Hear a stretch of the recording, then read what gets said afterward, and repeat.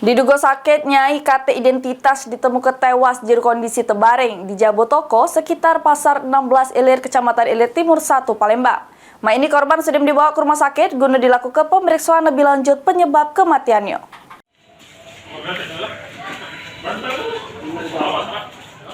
Warga sekitaran Pasar 16 Ilir, tepatnya di lorong Serikat Kelurahan 16 Ilir, Kecamatan Ilir Timur 1, Palembang, digegerkan dengan penemuan mayat betino KT identitas jiru keadaan tebaring di Jabo Salasiko Toko di tempat kejadian perkara. Dapat informasi tersebut tim Inafis Polrestabes Palembang, Polsek Ilir Timur 1 Palembang, sama tim Palang Merah Indonesia Palembang langsung datangi lokasi untuk mengevakuasi mayat betino tersebut. Adapun ciri-ciri korban yang digunakan baju kemeja kotak-kotak warna biru, rok warna kuning dengan usia yang diperkirakan sekitar 60 tahun. Dari informasi yang didapat, sebelum 2 minggu sebelumnya, korban pernah minta obat demam sama mengeluh sesak nafas. Diduga kematian korban dikarenakan sakit yang dideritanya. Selanjutnya korban dibawa ke Rumah Sakit Bayangkara M. Hasan Palembang guna dilakukan pemeriksaan lebih lanjut sambil nunggu pihak keluarga yang jemputnya.